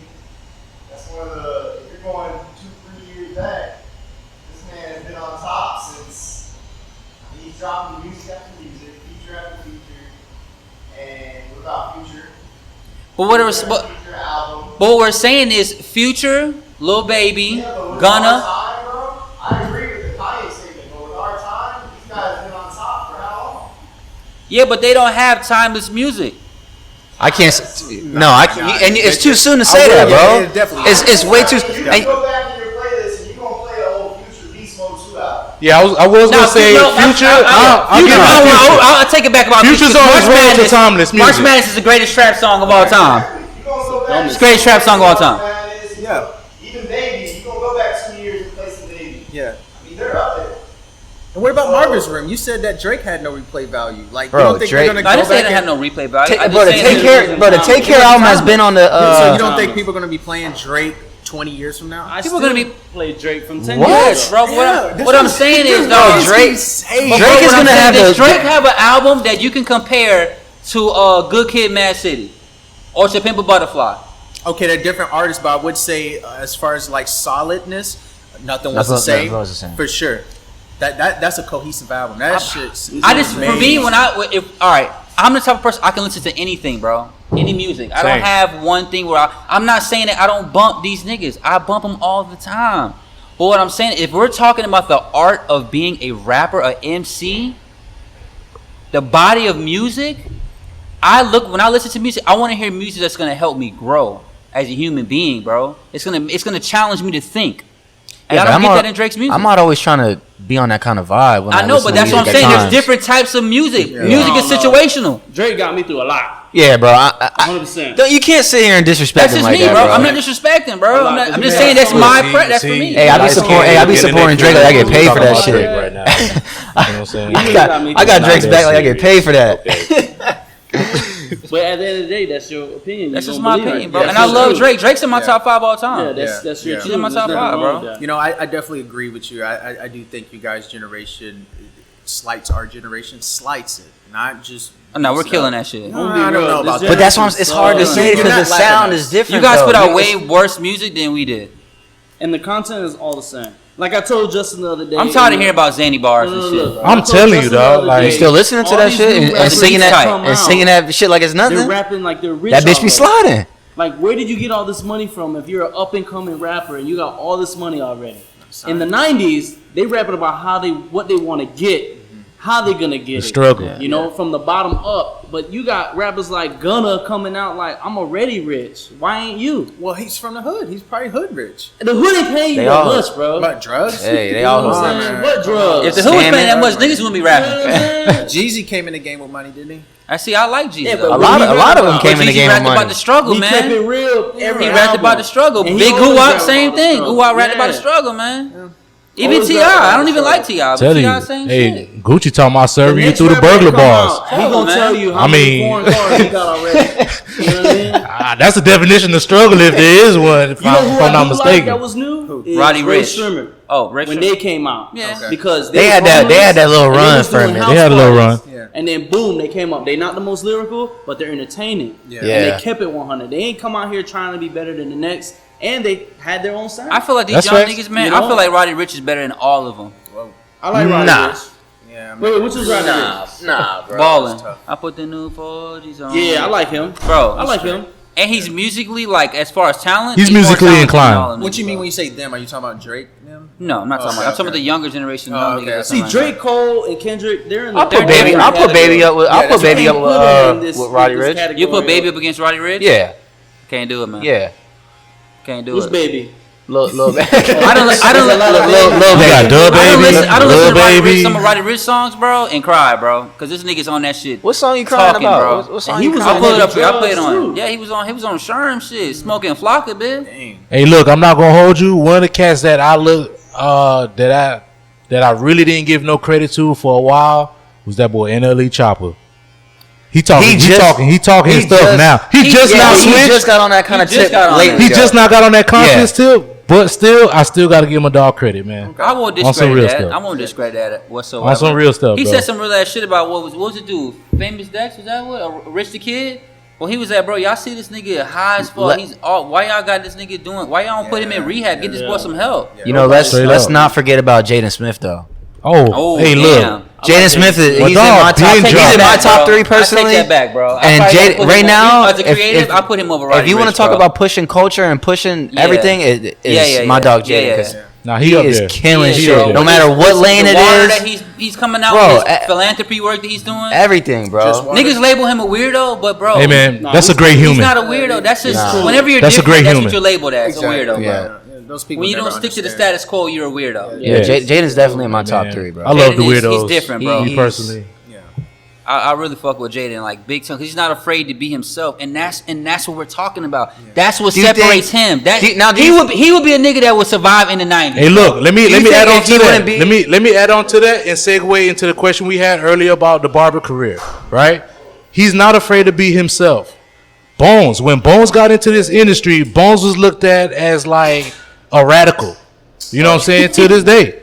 He has that reputation of being a radical, being that person who's always outside the box, who always dressed different in the shop that he was into. Because the shop that he was in didn't have a bunch of creatives on that type of time. Gotcha. You know what I'm saying? And that's what set him apart. Yeah. That's what made him different. Having confidence in being him and being true to Being thyself. okay with self. Yeah. I feel like that's the biggest issue with the industry right now. Like that song Lil Baby wrote about the social injustice. That's my favorite piece of work that I heard from him because that's the only time I've ever heard a song from him. Where like, you know what, this nigga really took his time and he on this bitch talking right now. Yeah. Amazing. And he put it together, and that shit be sliding. It's fire, but I've never heard a song like that from Gunna, Da Baby, from Nav. Now, mind you, I listen to Nav and Gunna, but I listen to them for a vibe. Yeah. You know what I'm saying? I don't listen That's to them what to music grow. is today. Well, that's what it is. Yeah, that's what it is today. Is the vibe. It's Well, not that's the thing. Most of the music is solely for the I need vibe. to be turned up to the max. Yeah, like, I'm not sitting here, Like, bro. I only listen to the album and I'm like, I need to turn up now. Yeah. Like, bro, look at Trav early. Al Farrell, nigga, Trav was spitting on that bitch, bro. Yeah. Yeah, But he just drugs you should try. adapted to where in the streets right now. And low key, Trav created a sound that a lot of these niggas is on right now. That melodic. Yeah, but Hey, look, let's not forget you got about a lot the of that from sleeper now. Kanye and Cudi and Kid Cudi though. You know who we not Let's not forget about T-Pain. Don't forget about Kid Cudi either. T-Pain. Let's not forget about Let's talk T-Pain about T-Pain. because T-Pain was getting chastised Get a chair, bro. for his over here. Get a chair. for Come his right use here, of bro. autotune. And then what happened? Jay-Z put Death of Autotune out, I and think we got a stool over realistically, there. Y'all autotune over blew there, bro, up behind the back. after that. Yeah. Yeah, in the rap industry for sure. But You know what I mean? Let's be Cher real. been doing that. You know, Of course. Hey, if you want, you could go further. No rapper was doing that. You could go further back into the blues. for sure. Yeah. But who we're not talking about is Jonah Lucas. Jonah Lucas is a new rapper Lucas? who don't sound like any new Jonah rapper. Lucas, I love his like him. concept. Yeah. I don't like him. He's You extremely guys are talented, tripping, bro. man. I don't like him. I don't feel like he gets the respect that he deserves, don't. personally. What's his body of work though? I mean, how He many got two albums? albums that really hit, like legit albums. But Before see, that, it was he's singles. he's not really super commercial like He's that. not. They Like that song, actually- I'm a racist, Fire, relevant. nigga. No one else is doing stuff like that. It was fucking crazy. You know, they asked him on the Breakfast Club if he was underrated, and he goes, "If you feel like I'm underrated, that's my fault for not putting out more content." Yeah. So he's taking it as, if you think I'm underrated, I got to do more than. Yeah. I'm not working hard enough as these other dudes. Yeah. Because he's better than any new rapper that has came out in probably these last 5 years. Got you. You know. Hey, my man, Have introduce you talking yourself. about Rob Oh, Wade? you gotta introduce yourself. No. Rod Wade, we're not Don't. gonna do He's that. trash. No, we not talking about Rod Yeah, Wade. he's too emotional, bro. You know who I feel could have been an amazing artist if he got help from, if he had a better circle around him. Juice WRLD. Yeah. That kid I like was. He got great. He's great. He's great right now though. Extension. He's X, good. Bro. I mean, he made his own sound. Yes. Yeah. And he did that. But for nothing. he did have some songs that sounded like everyone else, like Yeah. that. His first single sounded like everything else. But Juice's music right now is timeless. Juice Juice WRLD's music right now, currently, it is Juice timeless. WRLD's was album. always crying on a song. Thank you. though, bro. His music makes you want to kill yourself. Yeah. It pushes you, like what Supe was talking about earlier Yeah, about that the program- vibrations and stuff like that, and, No. and allowing certain things to be spoken into your spirit. Bro, I don't want to hear every. Yeah, I don't but want to he hear was 13 But songs. but it's about not. you want to kill yourself. That's just the kind of vibe that you're going through at a time that you might need to listen But to what that I'm kind of saying, music but though. Justin, every Whether it's piece that of breakup, his work whatever it is. all of his work is depressing, and I blame that to his circle. I can't put that say on his you, circle, bro. and it's hard to say that though, bro. You are because, bro, the 5 closest people in your life, you are the medium of that. Yeah. You are the average of the 5 closest people to you have that you have in your life. He had no one in his circle that really genuinely heard him crying out, because the man was crying out, bro. Yeah. And every song that he has, Crying for he's help. crying for help, bro. Yeah. I don't care what nobody says. Crying for- I was just about to say Kid that. Cudi. I was just about to say that. Kid Cudi was on the same time. Yeah. It's true, bro. Yeah. Every single one of all of his music, bro, is depressing. What about X? X. I didn't really. He's get not into on Juice WRLD's level. He's not- And a lot not on of Juice people WRLD. take that He's not on and Juice and WRLD. they'll run with, oh, that's just the creativity, but he's No, trying you know out who for would have been help. bigger than a lot of people? Is Pop Smoke. Yeah. Pop Smoke would have been bigger than a lot of people. I like pop. Listen, if you listen to Pop Smoke's 3 albums, It's greatness. let's be bro. It's greatness. Let's be honest. It's greatness. No, he has good records, but He has hits. yo, All it how is- many times can you say the same stuff, bro? But that's Yeah, but the then whole- again, that goes down to everybody that's rapping now, bro. So I what mean, I'm say is, in today's world, you can put any one of us in a studio, and if I have a month to write something, I guarantee you I'm gonna come out good. It's just if you music look, nowadays. he looks the part. If you look the part, Bro, it's music nowadays. If I have a month to write something with a good beat, and I have someone to change my vocals, one of us is making a hit song. Yeah. It's just easy that's music. true, bro. It's true, and it's Easy not music right now. You like don't back have in to the be day. good. Yeah, back in the day, niggas had to really grind to get put on, bro. For sure. You know what I'm saying? Like niggas ain't out standing outside of AR's offices handing out fucking mixtapes no more. Yeah. I don't remember last time a nigga asked me about a mixtape. you know what though? That's funny you said that. I was where was I at, bro? I think I was in Delray or whatever, and some dude was actually handing out mixtapes. And he's probably never gonna get signed. he was actually Probably better than handing out mixtapes, bro. He's Like probably never gonna get signed, bro. And that's the sad truth about it. But at the same time, it's like everything in life changes. Yeah. Everything in life has a season, and that season of where Yeah. we label the rap. That's that to be, grind, though. It's different now. like that's Don that grind. I love Don Toliver. Fire. Don Toliver, He came out he's of Texas. good. Completely different sound too. He Fire. doesn't sound like Different nobody. sound. Hey, The another. team that is around him knows they can work with that sound. But now it's so hard, like you bringing up all these new artists and shit like that, and what we're so used to it. It's hard to put them against like the Cole, the Kendrick, the Drake. You You're can't. not going to. You can't. So I feel like it's like that tier, and then it's like all these other rappers just dude- sitting a lot right of here dudes that that'll we never listen come out of it. The guys that we spoke about, the young, or not even the young guys, other than those 4 that we said, their demographic of who they listen to is up until like 29, maybe 30. When the 4 guys that we listed, Kendrick, Drake, J. Cole, and Big Sean, every age. But group that's what listens to them. separates. That's what separates you from. But what from you- being but on the that- thing about that- what in that separates them is their caliber. content. It's their content that Yeah. separates them. You know what I'm saying? Like, hey, bro, I can't listen. I mean, I can listen to a song, an album where every song is generally talking about the same thing because I like the beats. But at the same time, it's not going to be something I'm going to vouch for. Like, yo, this was an amazing album. DS2 I can't say that. is maybe That was something great. That's outside of That was It's great. like an Dirty- outlier. Dirty Sprite? That Yeah, shit Dirty is Sprite probably too. one of the. Yeah, because I mean he's talking about the same thing, but it's just so hard. I mean, Beast Mode is You think that's retarded. harder than DS2? No, it's not. It's not better than DS2. It's not better, but it's fire. Future has a lot of. He has so many projects. Future's that master trap music. That's all it there's is. no comparison, and he's in his own. Yeah. Manny hates Future. He doesn't like Future. Yeah, I can't. I can't. No, you can't say that. Yeah, that's that. You can't. You can't say that, bro. It's disrespectful. Gucci flip flop Future. Come on, bro. Come on, bro. You can't. You can't.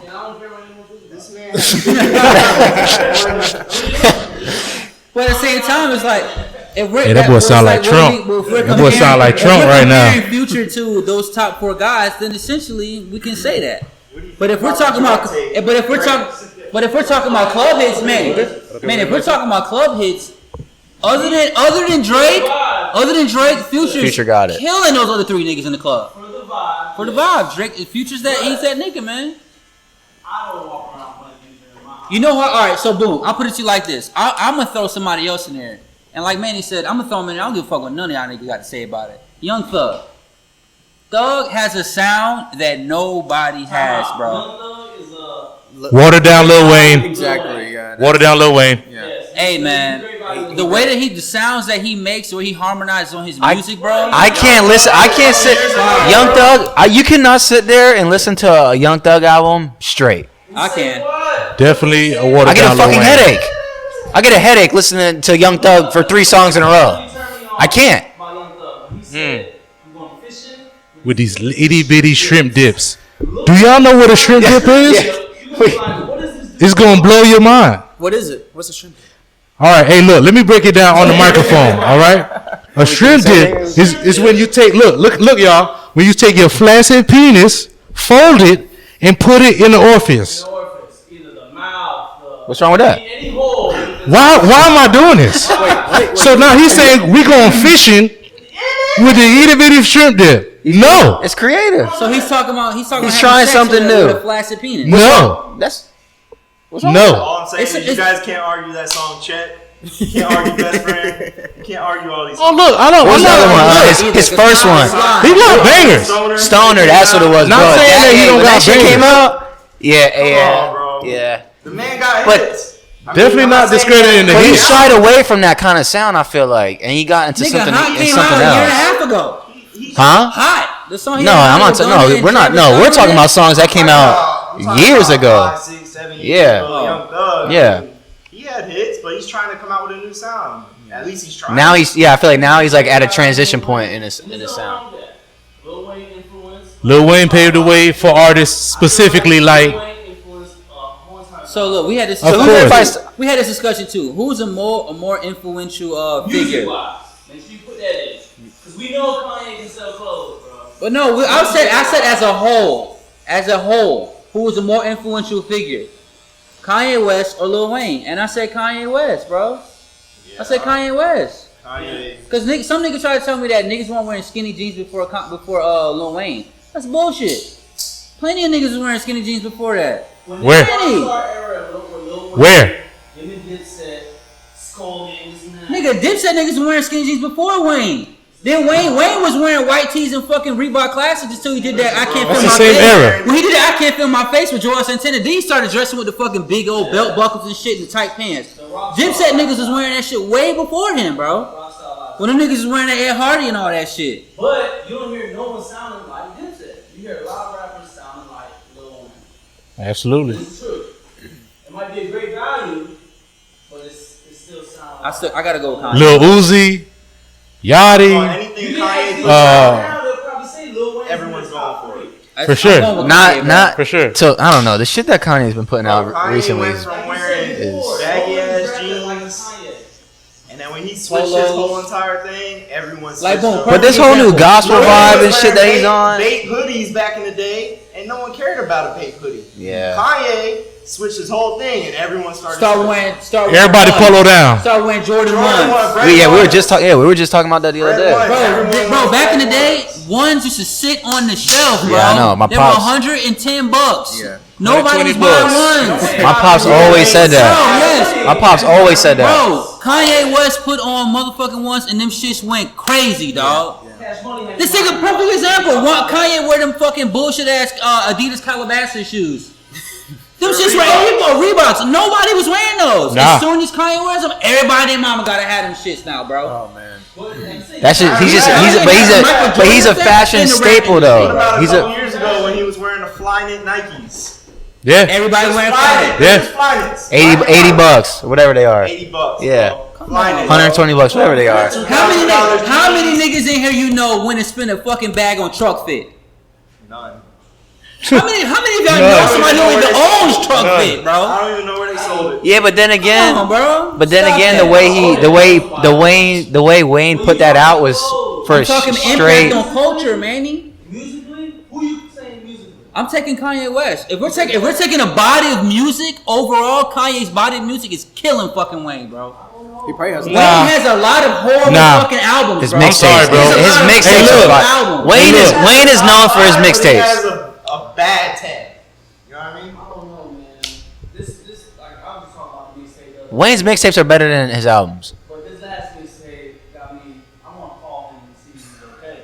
It sucks because it fucking sucks. I ain't listened to the last one. Did you listen to What was it? the last two Kanye It albums? sucks, bro. What was the last two Kanye albums? Bro, he had the Some uh, gospel Christian- bullshit. the gospel He had album? the bipolar album with what was it called? Bipolar or what? Yeah, whatever. With the mountains in the back, and it says bipolar on it.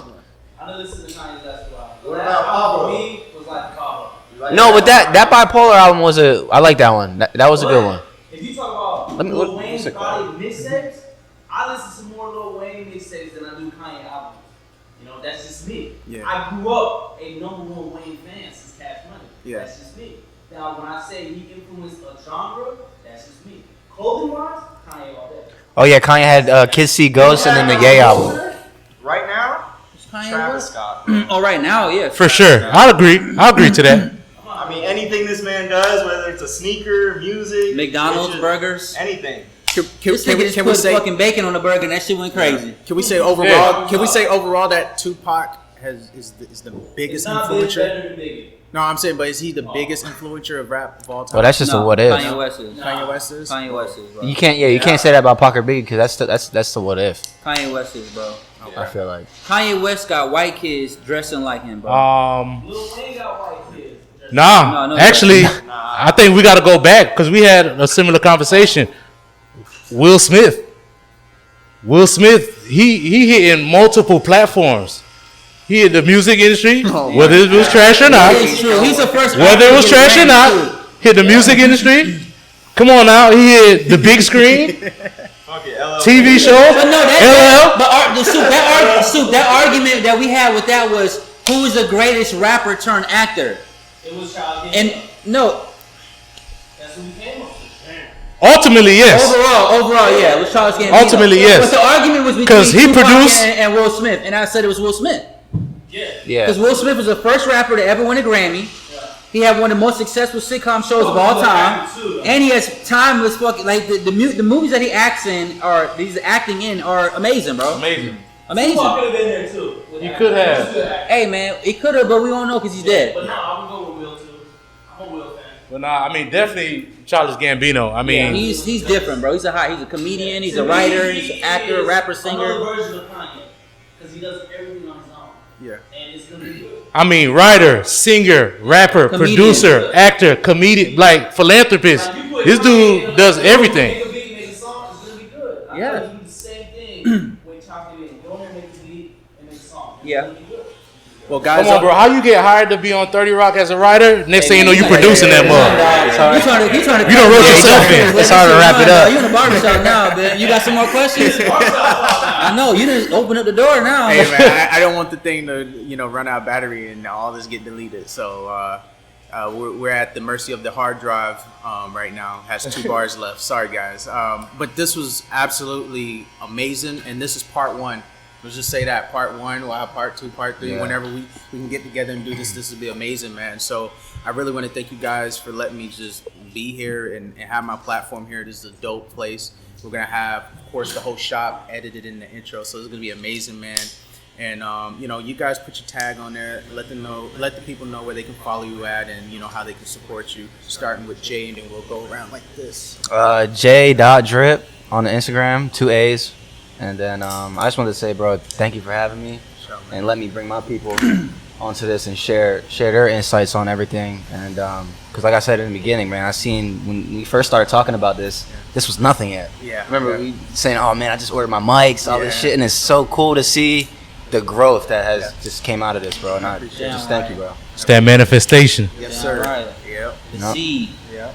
So where can they find you at? Y'all can follow me at It's Just Supe. ITS Just Supe, SUPE. It's just Supe, and also KPG Images. Yes, sir. KPG Images. Hey, man, I just want to also say I appreciate you for bringing your platform here and collabing with us. You know, y'all could have been anywhere else on this good Saturday. It's a beautiful day out there, but you're here with the QURE team. It's an honor, man. OG. You can follow me on Instagram at Bonez the Goat, BONEZDA Goat. And then obviously follow our shop page, Cure Yourself, QUREYRSLF. Please, if y'all like it, hit us up, follow, you know, subscribe to my dog. Again, yeah, thanks for the platform, man. This is dope, man. We always talked about wanting to do this type of thing in here. This is actually like our first real like podcast, and we definitely got to do this. Definitely can't wait for the next one, bro. For real, for real.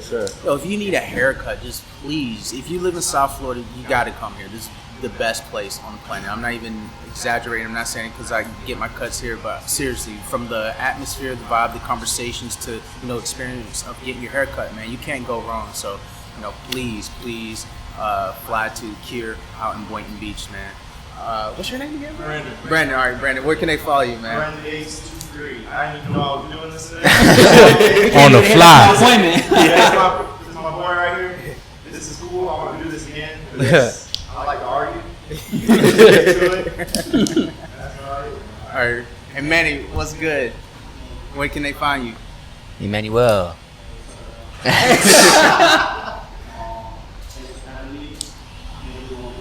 Oh my god. Pictures real good. I'm sorry, but I came down with the name. I just remember this cruise _control _9. I'm a barber here at QURE barbershop as well. And For sure, man. Thanks, man. So that wraps up this. Bam. Appreciate it. Hey.